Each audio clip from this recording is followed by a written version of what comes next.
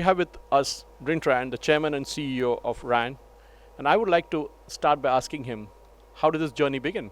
Where did he start? So we started the business in 1991 in Dallas, Texas. I had spent 3 years in public accounting, and after that decided I wanted to do it on my own. So we started the business with 2 people, and we've grown today to about 2,750 team members around the world. When you say you started on your own and when you decided to start up this enterprise, do you think ever a thought came to your mind that you would go global one day? Absolutely not. My big goal for the company in 1991 was for me to be able to pay the mortgage.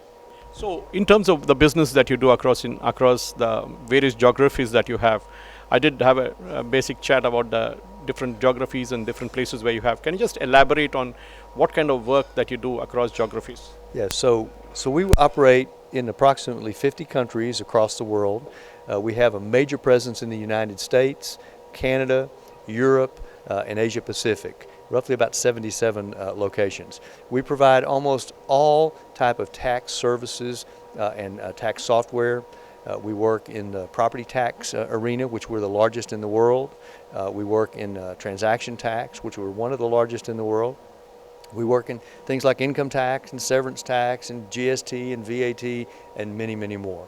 So anytime there's a tax need, we have somebody on our team that's prepared to help. So when you compare yourself with the big 4 of this industry in terms of the audit practices that is done, where does RAN stand? How different is your company from the big 4? Well, we're very different from the major accounting firms because we focus exclusively on tax. In fact, we're the world's largest firm focused exclusively on business taxes, and that gives us the ability to specialize, it gives us the ability to focus, so we think we provide a higher quality, more specific service than many of the accounting firms. So when you look at tax as a practice, and in India you have various laws which prohibit certain foreign companies from operating from Indian soil, you take up a subsidiary and work with them. Is it something on those lines? Yes, as a matter of fact, we have set up RAN International, which is a Swiss Verein whose sole purpose is to enable us to work with companies where the regulatory matrix doesn't provide for or permit direct ownership. So that's something that we're actively looking for and considering here in India as well as other parts of the world. Talking of your Hyderabad headcount, you had the Unit 1, which is about 400 people, I understand, and now comes the Unit 2, with about 200. So when you look at why Hyderabad in the first place, why India, and why set up the facility here? Well, we got started here in Hyderabad as a result of an acquisition. We acquired one of the world's largest property tax providers in 2012. They had a small operation here, which we acquired about a year later. Since that time, we've seen the value that our team members in Hyderabad provide, and we've expanded from property tax across our platforms. So we now have team members here that support all of our tax service lines, and they support our internal departments like finance and IT and so forth.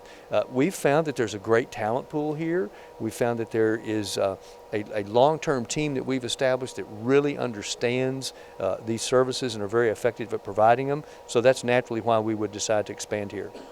One of the things you mentioned in your conversation was GST. And obviously, India has been going through a lot of understanding of how GST works when we try to incorporate all the entire load of taxes, entire load of service tax, custom, everything put together into one single bucket. Your understanding of the Indian market, so do you anticipate business from the Indian market too? We think there's great opportunity here.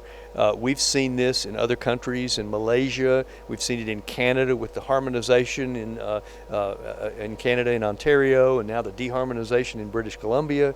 So we think there's great opportunity here. We just are at this point looking to find a partner, particularly in India, that could join our Verein and join RAN International and help us in that regard. When you talk of business across geographies in the US and the Europe, Australia and everywhere, what would be a percentage of business coming in from different geographies? Well, today the U.S. is still the 800-pound gorilla. It still makes up about 80% of our revenue globally, although our businesses outside the U.S. are growing rapidly, and we today have approximately 40% of our headcount outside the U.S. So we'll talk of payroll accounting. We have one of the biggest names in Hyderabad. I won't like to take the name, but obviously you know whom I'm referring to. Is payroll accounting also a part of your portfolio?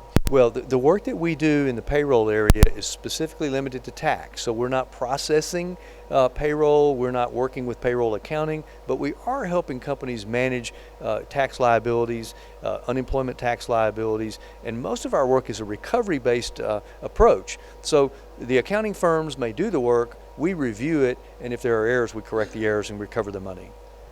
You looked at the Indian budget for the present financial year that's coming up, that already was presented and is going to be passed in the next few weeks. When you look at tax structures from across the world and then compare that with what happens in India, do you think the Indian tax structure is complicated, simple, or is better, or are there any other models abroad which are more simpler? So from what I know, the Indian scheme is fairly complicated. But you know, even in many countries where you have a GST or a VAT, at 30,000 feet, it looks very simple. When you get on the ground, it's very complex. And I think anytime you're going through the type of change that the country's going through now, there's going to be a lot of complexity. And there's going to be a lot of opportunity for service providers like us. Final question. The coronavirus has taken out a whole lot of business out of China, now impacting Europe in a big way, Italy and other countries. Do you think the next financial year is going to be pretty challenging in terms of something that was not even factored in when the financial year started? How do you think this particular coronavirus is going to affect a business as such? Well, I think it's certainly fair to say that it's caused some great disruption so far. You know, it's hard to say though at this point, you know, what the long-term ramifications are going to be, and it's hard to estimate what the effects on global growth would be over this next year, although it doesn't look very positive. I think for our company, we've already put plans in place to deal with, you know, large-scale outbreaks, and we're positioned with our team members, if we have to use technology to work from home, to keep everybody safe. And one thing we do know is that when the economy is good, we do really good. When the economy is contracting, when it's struggling, we do great, because it increases demand for our services and it gives us opportunities to help clients. If you can't grow earnings through increased revenue, what do you do? Well, you cut costs, and tax, of course, is your third or fourth biggest cost in almost every business. So we think the future's bright for us, regardless of how that shakes out. Thank you very much for speaking to us at Hybiz News. My pleasure. Thank you very much. This is Suresh Kochatal here, signing off on behalf of Hybiz News.